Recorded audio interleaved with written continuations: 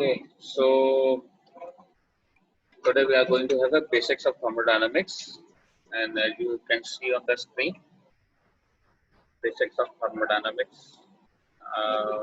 आपने आज के अंदर थर्मोडायनेमिक्स में अभी अपन ने जो पढ़ा है वो अपन ने उसका ही पढ़ा है बस। सोलर एनर्जी क्या होता है और दूसरी चीजें क्या होती हैं, we have read that only.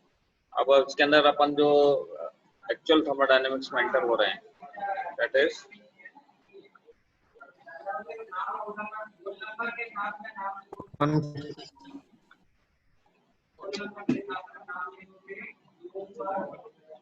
ऐसा लगा मेरा मजा।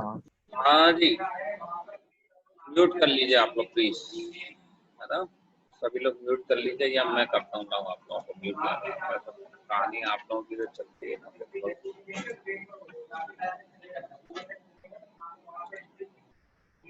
ठीक है, what do you mean by heat? Heat से आप क्या समझते हो, मुझे बताइए। गर्मी।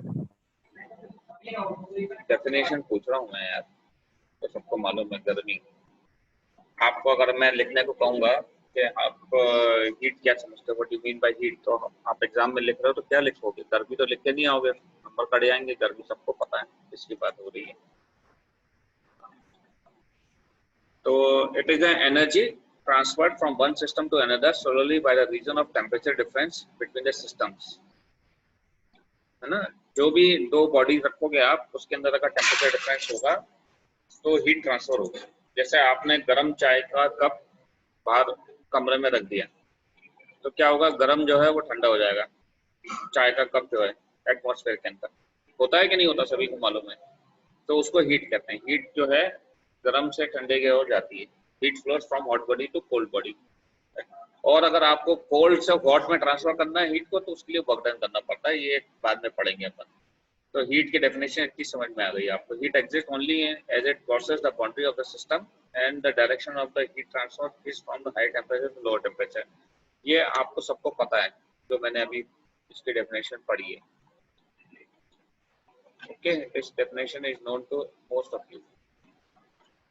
क्लियर है इतना? यहाँ तक तो क्लियर है, उम्मीद है कि हाँ क्लियर है। Okay sir. कि हीट जो है क्या चीज होती है, एक एनर्जी होती है, ट्रांसफर होती है हाई टेम्परेचर से लोअर टेम्परेचर पे। और दूसरा क्या है, हीट ट्रांसफर सीधे सीधे हीट होती है, एनर्जी ट्रांसफर होती है आपकी हाई टेम्परेचर लोअर टेम्परेचर।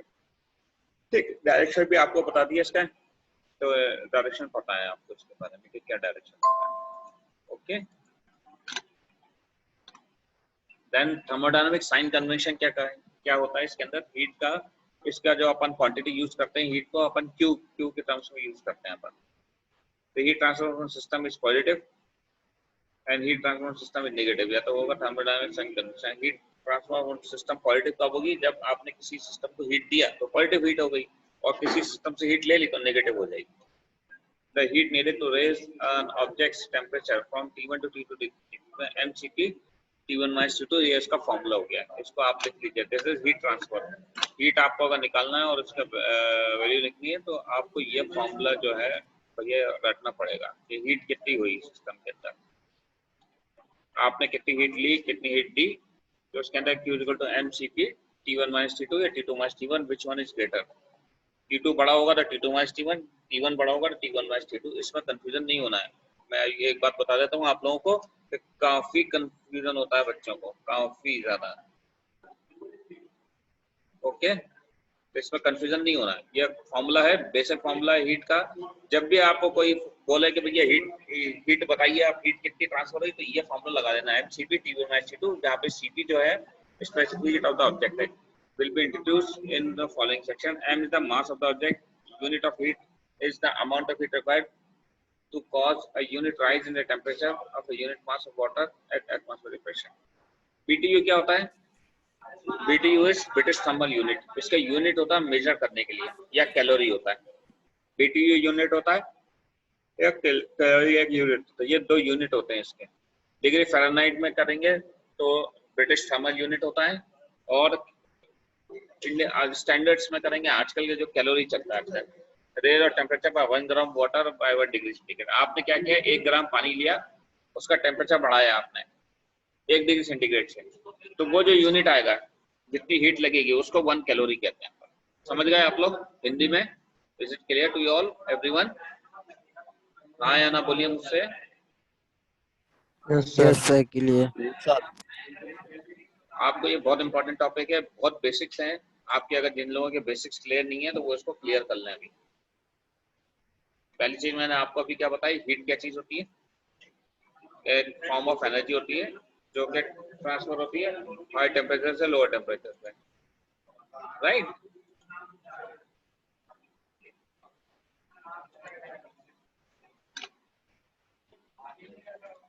और दूसरी चीज मैंने आपको क्या बताई है कि थर्मोडायनेमिक्स हीट कन्वेंशन का अगर आपको निकालना है तो उसका पॉजिटिव और नेगेटिव हीट लिख देते हैं। क्यों पॉजिटिव और नेगेटिव? क्यों पॉजिटिव कब होगी? जब आपने किसी बॉडी को हीट दी, जैसे आपने चाय गर्म करी, तो चाय में जो हीट दी आपने वो पॉजिटिव होगी, और अगर चाय को आपने रूम में रख दिया और चाय ठंडी हो गई तो नेगेटिव हीट आ जाएगी। चाय की बात कर रहे हैं, तो सराउंडिंग की बात नहीं कर रहे हैं। तो ये एक सिस्टम हो गया, चाय कप में रखी हुई है तो एक सिस्टम हो गया, ठीक है। अब इसके यूनिट जो होते हैं वो यूनिट हो जाते हैं आपके ब्रिटिश थर्मल यूनिट होता है। इसका फॉर्मूला बता दिया मैंने, Q is equal to mCp T1 minus T2। Cp is specific heat of the object in the following section, m is the mass of the object। और जिसका मास होता है, अगर आपने 1 लीटर चाय रखी है वो उसको गर्म करने में कितना अगर कर रहे हैं, और इसकी यूनिट है ब्रिटिश थर्मल यूनिट। अगर 1 पॉन्ड ऑफ वाटर लिया है, वाटर का 1 पॉन्ड लिया आपने, उसको 1 डिग्री फ़ारेनहाइट पे हीट करना है तो ब्रिटिश थर्मल यूनिट हो गया। और कैलोरी क्या होता है, 1 ग्राम ऑफ वाटर को लिया, उसको 1 डिग्री सेंटीग्रेड में हीट करना है तो वो कैलोरी कहलाता है। कितना यहाँ तक क्लियर है? अब इसका अब ये कन्वर्जन देख लीजिए, वेरी इंपॉर्टेंट। ये पूरे पेज को आप जो हो स्क्रीनशॉट ले लें तो बहुत अच्छी बात है। मैं आपको इसमें ये और बता देता हूँ। 1 कैलोरी जो है 4.18 जूल्स होता है 1 calorie. That heat transfer is the rate of heat transfer, the amount of heat transfer per unit time। और दूसरा इसके अंदर ये फॉर्मूला, और Cp आपको मालूम होना चाहिए। What do you understand by Cp? Cp और m is the mass। इतना क्लियर है आप लोगों को? Yes sir. कैलोरी क्या होता है ये आप लोग दिमाग में बिठा लीजिए, रट लीजिए, घोट के पी जाइए। ये these are all very important things, है ना? ये अगर आप नहीं करोगे तो आप तो पूरा फेलियर हो जाएगा इसके अंदर, सिस्टम फेलियर हो जाएगा। दूसरी चीज होती है डेल क्यू, डिफरेंस। सर आवाज क्लियर नहीं आ रही है। अब आ रही है शशिकांत? आवाज क्लियर है? Yes sir. ठीक है। अब differential amount of heat del Q होता है। Q is the total heat transfer. आपने क्या किया, एक दीवार ली, उसके आपको हीट ट्रांसफर किया। आपने चाय का कप लिया, उसके अंदर टोटल हीट कितनी आपने दी है उसको ये निकालना है। तो rate of heat transfer, amount of heat transfer per unit time, 1 घंटे में दी है। जब टाइम फैक्टर आ गया तो अपन को डेल क्यू करना है, 1 घंटे में कितनी हीट ली उसने। और Q is heat transfer per unit mass. Small Q क्या है, पर यूनिट मास के मास को कंसीडर किया है, और डेल क्यू जो है टाइम को कंसीडर किया। दो चीजों को कंसीडर कर रहे हैं, टाइम कितना, मास कितना। अगर ज्यादा मास होगा तो ज्यादा हीट लगेगी, कम मास होगा तो कम हीट लगेगी। ज्यादा देर तक अगर आप करोगे तो ज्यादा हीट चली जाएगी, कम देर तक करोगे तो कम हीट जाएगी। ये बेसिक प्रिंसिपल आपको समझ गया। तो उसको डोनेट कैसे करना है, आपको रिप्रेजेंट कैसे करना है, डेल क्यू से करना है और स्मॉल क्यू से करना है। With respect to mass small Q, और डेल क्यू जो है with respect to time, amount of heat. उम्मीद है आपको समझ में आ गई यहाँ तक। तो ये एक बेसिक चीजें हैं जो अपन को करना है। अब इसमें आता है थर्मोडायनामिक्स क्या चीज होती है। थर्मोडायनामिक्स मींस, जैसे डायनामिक्स आप जानते हो, deals with the study of the systems.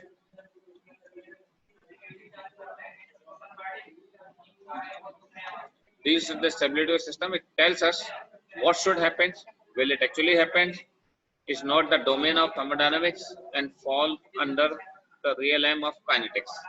At -5 degree centigrade, at 1 atmospheric pressure, ice is more stable than water. Suppose we cool water at -5 degrees centigrade. Will this water freeze? How long will it take to freeze? Or are not questions addressed by this thermodynamics. तो ये सब चीजें इसके अंदर आ जाती हैं. Tell us क्या होना चाहिए हीट के अंदर. It does not domain thermodynamics falls in the realm. Kinetics के अंदर नहीं दिखता है ये. रियल जो काइनेमेटिक्स होती है ना, काइनेटिक्स होती है मींस जिसके अंदर मोशन की स्टडी होती है. हीट आपको दिखता नहीं है कि हीट का मूवमेंट हो रहा है, मोशन हो रहा है, बट आप महसूस करते हो. अगर आपने किसी चीज को बॉडी को लिया -5 डिग्री सेंटीग्रेड पे 1 एटमॉस्फेयर प्रेशर पे, तो आइस जो है ज्यादा स्टेबल रहेगी वाटर से. या वाटर को कूल किया -5 degree centigrade, will this water freeze और not. System can remain in metastable state from a long time. Windows pane glass is metastable but it may take geological time scales for it to crystallize. At room temperature and atmospheric pressure, graphite is more stable than diamond, but we may not lose the glitter of diamond practically forever. आपने देखा है इसके अंदर इन्होंने बताया है कि आप remain in metastable state. Metastable means बहुत सारी स्टेबल स्टेटेज होती हैं. लॉन्ग टाइम के लिए सिस्टम जो है आपका स्टेबल रह सकता है. जैसे आपने ग्लास की बात की, ग्लास को तो आप हीट करोगे तो क्या होगा, देखा है आपने हीट करके. एक साइड हीट करोगे आपकी तरफ हीट ट्रांसफर नहीं होगी, स्केल फॉर्मेशन हो जाएगा, क्रिस्टलाइन है क्योंकि वो है ना, एकदम से क्रैक होगा या टूटेगा. बहुत ज्यादा हीट कर दोगे तो ग्लास जो है तब जाके होता है, लेकिन एक ट्रांसफर नहीं होगी एक जगह से दूसरी जगह पे. अब ये one point of knowledge is that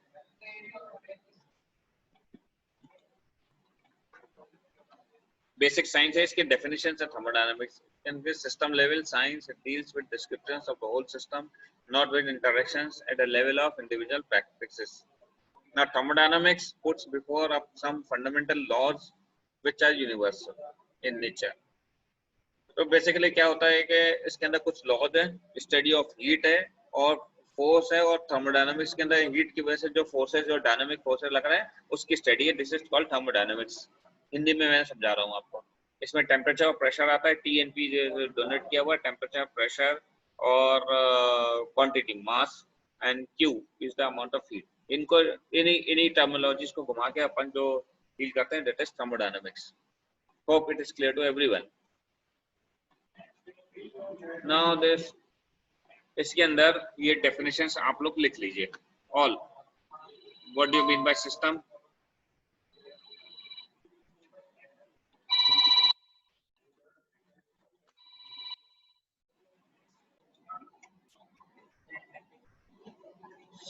So this is system होता है, a region where the focus of our attention होता है. Surrounding होता है is the rest of the universe, and then universal system and surrounding. आवाज आ रही है, clear है आप लोगों को? सो गए सब? नहीं सर भैया, क्लियर है, क्लियर है. भैया ये बहुत इंपॉर्टेंट टॉपिक है. हीट का भी जो मैंने आपको बताया है और सिस्टम और सराउंडिंग के बारे में जो बात की है ना, आप इसको थोड़े ध्यान से देख लीजिए, समझ लीजिए कि मैं क्या बोल रहा हूँ. मैं सिस्टम क्या होता है, region where the focus of attention होता है. वो उतना पर्टिकुलर एरिया, जैसे मैंने चाय के कप की बात करी, तो उस चाय के कप का और सराउंडिंग का उसका क्या रिलेशन है, और वो चाय के कप के अंदर हीट की बात हो रही है तो वो सिस्टम हो गया, चाय का कप हो गया. सराउंडिंग क्या हो गई, उसके आसपास की जो चीजें हो गई वो सराउंडिंग हो गई. इन द यूनिवर्स हो गया, for example water bath at constant temperature. ठीक है. अब यूनिवर्सल क्या होता है, यूनिवर्स अगर आप कहो यूनिवर्स एक अपन अलग कॉन्टेक्स्ट में यूज करते हैं, लेकिन इस कॉन्टेक्स्ट में हीट के अंदर जब तक बात है तो सिस्टम और सराउंडिंग दोनों की बात हो रही है. That is universe. Okay, we can consider surrounding as the immediate neighborhood of the system, the part of the universe at large with which the system interacts. In this scheme of things, we can visualize the system, the surrounding, and the universe at large. Things that matter for the surrounding: T, temperature, pressure, ability to do work, heat transfer, heat transfer matter, that is, etc. क्या होगा? Parameters for the system: internal energy, enthalpy, temperature, pressure, and mass. ये सारे parameters होते हैं जो मैंने अभी बोले नीचे, जिनको अपन यूज करते हैं. Right?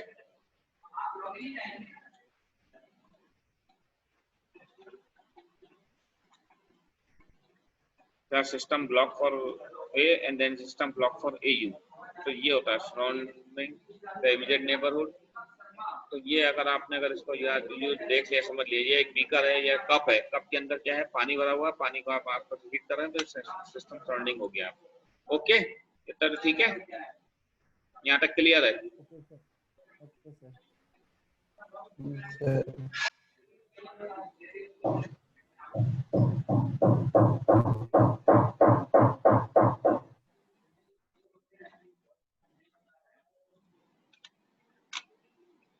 तो इसको आप लोग दिमाग में बिठा लीजिए कि सिस्टम क्या होता है, सराउंडिंग क्या होता है, यूनिवर्सल क्या होता है, हीट क्या होता है, हीट को अपन कैसे मेजर करते हैं, एमसीपी कांस्टेंट प्रेशर पर सीपी हो जाएगा, कांस्टेंट वॉल्यूम पर सीवी हो जाएगा, एमसीपी T2 माइनस T1 और T3 और T1 minus T2 which the temperature जो भी बड़ा है बड़ा से छोटा। और हीट ट्रांसफर कहाँ से कहाँ होती है, हाई टेम्परेचर से लोअर टेम्परेचर पे हीट ट्रांसफर होती है। टेम्परेचर प्रेशर जो इसके फैक्टर होते हैं जिनको अपन कंसिडर करते हैं, सिस्टम होता है, सराउंडिंग होता है, टेम्परेचर होता है, प्रेशर होता है और हीट से कितना वर्क डन हो रहा है, ability to do work, transfer of heat.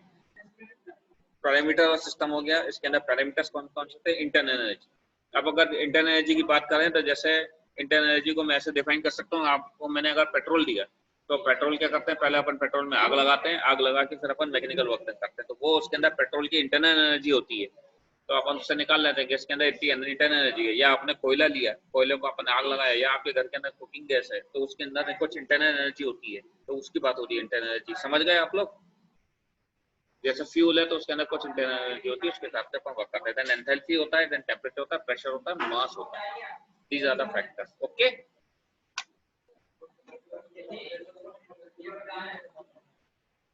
two things must be added or removed like energy or matter।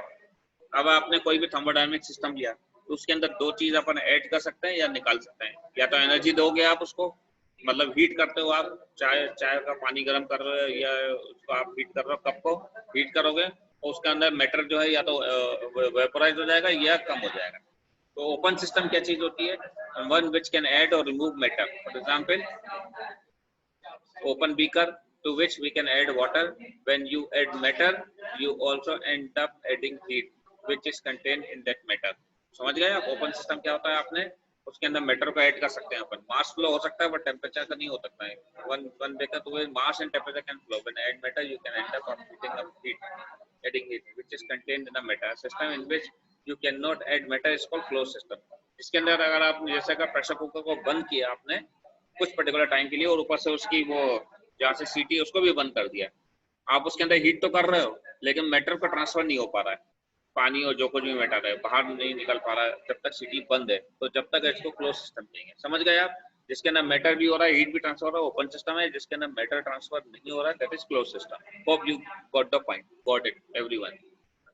A system in which neither matter nor heat can be added or removed is called isolated system। जैसे आपका thermos flask होता है जिसके अंदर ना heat दे सकते हो ना मैटर दे सकते हो, उसको आइसोलेटेड सिस्टम कहते हैं। इसको लिख लीजिए आप, घोट लीजिए, दिमाग में पी लीजिए। ओके, आज के लिए इतना बहुत है। Open system, close system, isolated system.